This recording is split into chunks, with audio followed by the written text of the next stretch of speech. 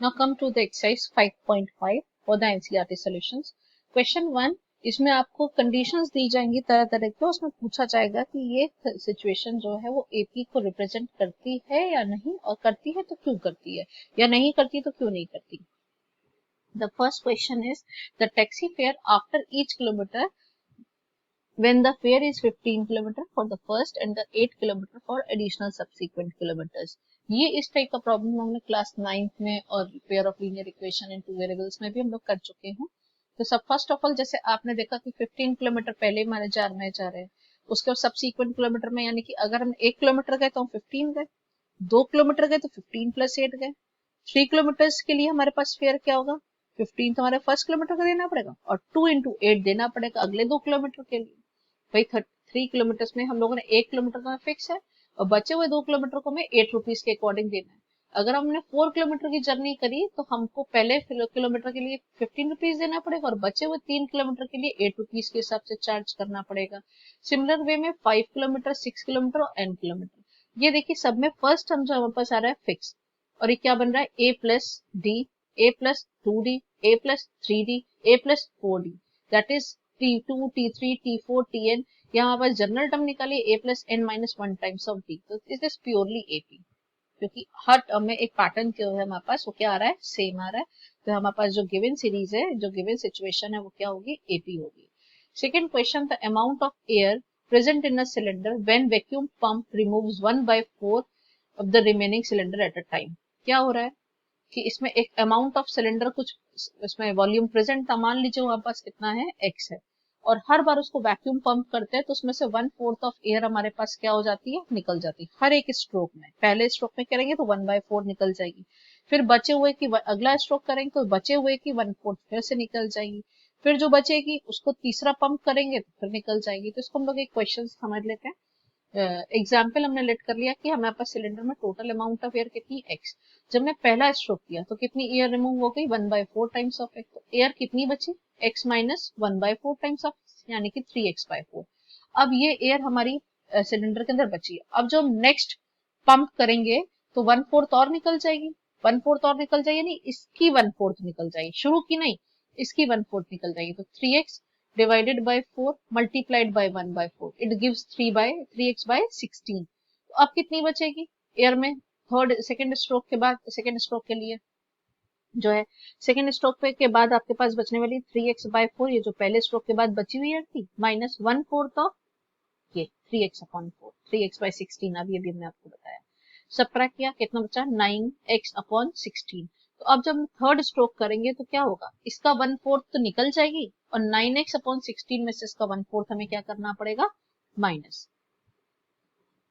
तो third stroke में हमारे पास जो एयर थी यहाँ माइनस साइन आएगा, ये लगा 9x/16, ये हमारे पास थर्ड स्ट्रोक के पहले एयर थी, 1/4 इसकी निकल गई, सबट्रैक्ट किया, एलसीएम लेकर के 27x/16. इस तरह फोर्थ स्ट्रोक और सिमिलर स्ट्रोक्स आप निकाल सकते हैं. अब जो आपके पास एपी आई है, पहली बार में सबसे पहले स्ट्रोक में जब कोई स्ट्रोक नहीं लगाया तो एयर थी x, नेक्स्ट टाइम बची सेकेंड फर्स्ट स्ट्रोक के बाद 3x/4, सेकेंड के बाद बची 9x/16, थर्ड के बाद बची 27x/16, फोर्थ के बाद बची 91x/256. अब इनमें जब आप कॉमन पैटर्न देखेंगे तो इनका एलसीएम लिया, ये तो सिंपल दिखाई दे रहा है, 1/4x आ गया, और इसको जब सबट्रैक्ट करेंगे तो ये आपके पास एक नेगेटिव क्वांटिटी आने वाली है. देखिए 3x/16, वो भी माइनस साइन के साथ. तो क्या दोनों टर्म के कॉमन डिफरेंस आपस में बराबर थे, दोनों टर्म पहले दूसरे को सबट्रैक्ट किया, दूसरे तीसरे दूसरे को सबट्रैक्ट किया, तो कॉमन डिफरेंस बराबर नहीं आए, इसका मतलब ये प्रॉब्लम जो थी वो एपी में नहीं थी. Next move to third part. Third part of our question. The cost of digging a well for every meter of the digging cost when it costs 150 for the first and the rises 50 km for subsequent meter. सीधी सी बात है, first type question के तरीके. First kilometre में खोदना है तो 150 रुपए लगने वाले हैं, 2 मीटर खोदेंगे तो 150 प्लस 50, 3 मीटर खोद दिया तो 150 प्लस 50 प्लस 50, यानी 150 प्लस 2 टाइम्स ऑफ 50. 4 किलोमीटर खोद दिए तो 150 प्लस 50 प्लस 50 प्लस 50, यानी कि 3 टाइम्स ऑफ 50. तो ये एक सिंपल एपी बन रही है जिसमें a plus D, a plus 2d, a plus 3d का पैटर्न है. तो ये आपके पास एक प्योर एपी होगी। फर्स्ट टाइप सिमिलर क्वेश्चन करना है। The amount of money in the account every year when 10,000 deposit the compound interest 800 per annum. याद रखिए सिंपल इंटरेस्ट तो हमारे पास एपी में होता है, लेकिन कंपाउंड इंटरेस्ट कभी एपी में नहीं होता है। फिलहाल इस क्वेश्चन को हम लोग देख लेते हैं क्यों नहीं है ऐसा।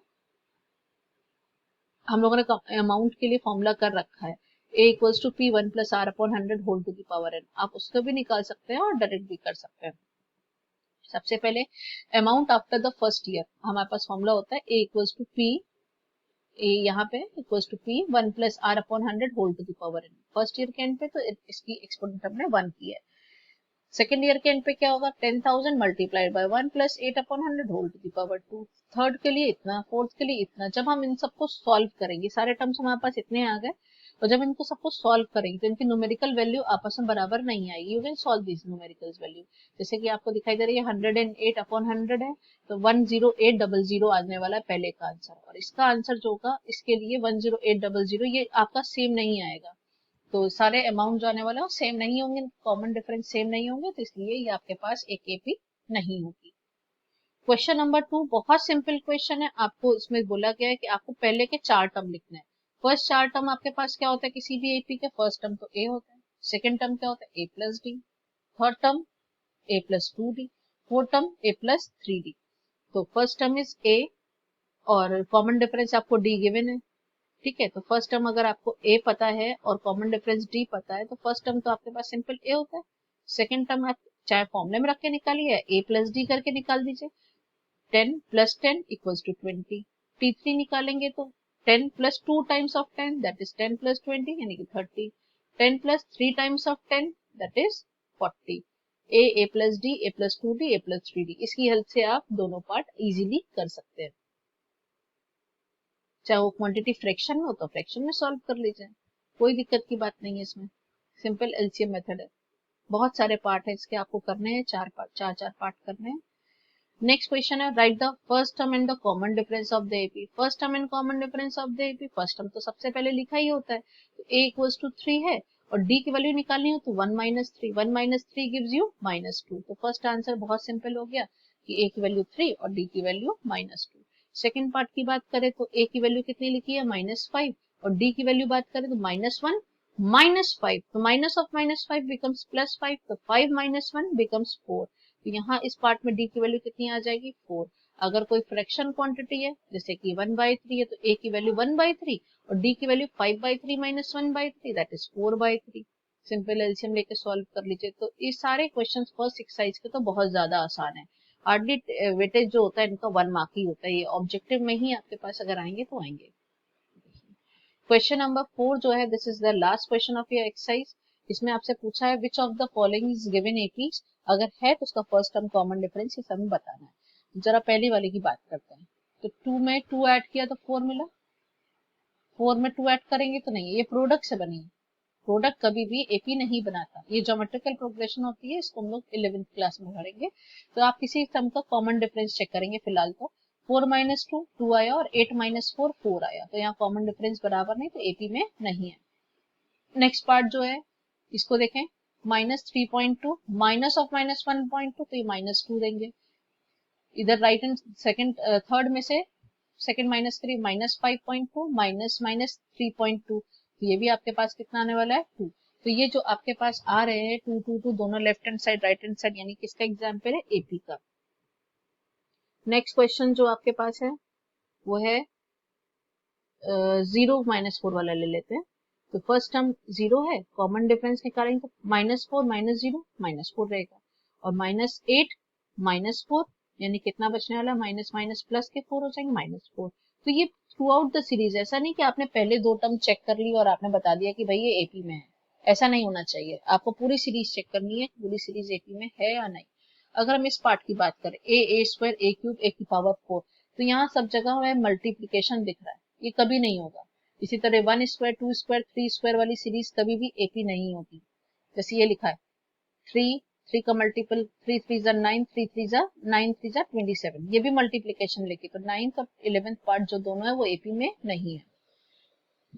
हम लोग नेक्स्ट पार्ट 13th पार्ट की बात करें, √3 6√3 √9 और √12, तो 6 can be written as √2 into √3।